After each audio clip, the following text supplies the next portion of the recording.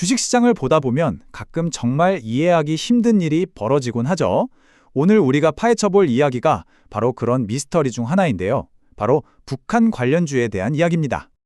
자, 이 미스테리는 아주 이상한 질문 하나로 시작됩니다. 아니, 왜 갑자기 속옷을 만드는 회사의 주식이 하루아침에 폭등했을까요?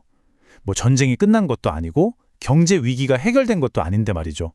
이 질문이 바로 오늘 우리가 풀어야 할 수수께끼의 핵심입니다. 실제로 한번 보세요. 좋은 사람들이라는 말 그대로 속옷 만드는 회사의 주가가 단 하루 만에 무려 16%나 치솟았어요. 아니, 평범한 속옷 회사가 대체 북한이랑 무슨 상관이 있길래 이런 일이 벌어진 걸까요? 그런데요, 이게 좋은 사람들 이 회사 하나만의 얘기가 아니었다는 게 더 중요합니다. 여러 기업의 주식이 마치 약속이라도 한 것처럼 동시에 들썩이는 시장 전체에 걸친 현상이었거든요. 자, 그럼 도대체 원인이 뭐였을까요? 추적해보니 놀랍게도 이 모든 시장의 움직임을 촉발시킨 건 단 하나의 국제 뉴스였습니다.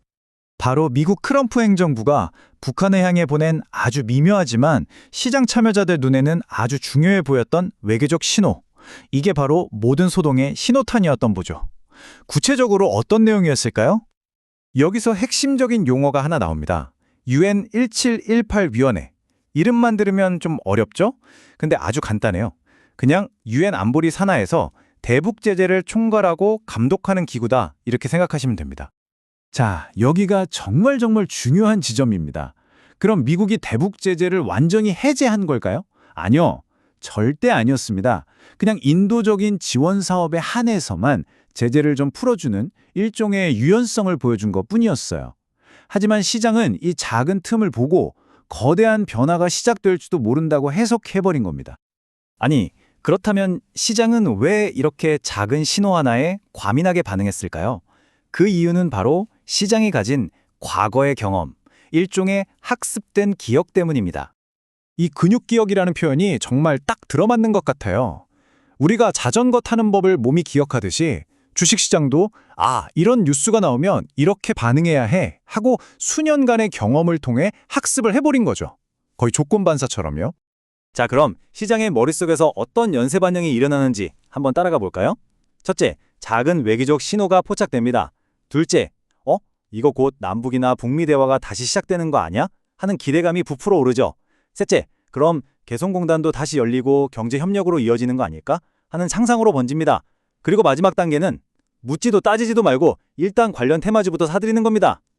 그럼 이제 이렇게 한껏 부풀어 오른 기대감을 한꺼풀 벗겨내고 주가가 급등했던 기업들의 진짜 현실은 어떤지 한번 들여다보겠습니다. 시장의 기대감 말고요, 아주 냉정하게 비즈니스의 관점에서 이 질문을 던져봐야 합니다. 이 회사들, 과연 북한이랑 실질적으로 어떤 사업적인 연결고리를 가지고 있을까요? 이 표를 보면 실체가 아주 명확해집니다. 좋은 사람들은 예전에 개성공단 입주를 추진했던 이력이 전부예요. 코데즈 컴바인은 회사가 직접 관련 있는 게 아니라 최대 주주가 관련 기업일 뿐이고요. 아난티나 JST나는 금강산 관광이나 소비재 같은 스토리나 테마로 엮여 있을 뿐이죠. 지금 당장 진행되는 사업은 단 하나도 없다는 겁니다.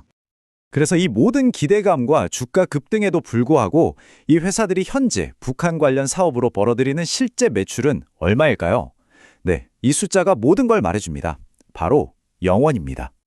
이번 주가 급등의 성격을 분석해보면 더 명확해져요. 실제 사업으로 이어질 가능성, 즉 가시성은 보시다시피 빵점입니다. 하지만 정책에 대한 기대감과 단기적으로 돈이 몰리는 효과는 별 4개로 아주 높죠. 그럼 이런 흐름이 장기적으로 계속될 수 있을까요? 글쎄요. 보시다시피 빨간 경고등이 딱 켜져 있습니다. 자, 이제 한 걸음 물러나서 더 큰 그림을 통해 이번 사례가 우리에게 무엇을 말해주고 있는지 한번 살펴보겠습니다. 이 타임라인을 보면 모든 게 선명해지죠. 이런 패턴, 사실 처음이 아닙니다. 2018년 남북 정상회담, 2020년 북미 협상 기대감 때도 항상 똑같은 일이 반복됐어요. 뉴스가 나오면 주가가 급등했다가 별다른 후속 조치가 없으면 다시 제자리로 돌아오는 거죠. 따라서 우리는 몇 가지 중요한 사실을 꼭 기억해야 합니다. 인도적 지원은 개성공단 재개 같은 경제 협력과는 완전히 다른 이야기라는 것. 그리고 북한이 여기에 어떻게 반응할지 아무도 모르고 이런 지정학적 상황은 언제든 확 바뀔 수 있다는 거죠. 무엇보다 중요한 건 이런 테마주들 중 상당수가 사실 재무적으로 튼튼하지 않다는 근본적인 위험을 안고 있다는 겁니다. 그래서 이번 현상을 딱 한 문장으로 정의하면 바로 이겁니다. 이건 기업의 미래 가치를 보고 돈을 넣는 투자가 아니라 그냥 단기적인 뉴스를 사고 파는 거래에 가깝다는 거죠. 자, 오늘 분석을 마무리하면서 여러분께 이 질문을 하나 남기고 싶습니다. 다음번에 또 어떤 뉴스 때문에 특정 주식이 들썩일 때 한번 스스로에게 이렇게 질문해 보는 건 어떨까요? 지금 나의 이 행동은 과연 미래를 내다보는 투자인가? 아니면 단순히 뉴스에 대한 반응인가? 하고 말이죠.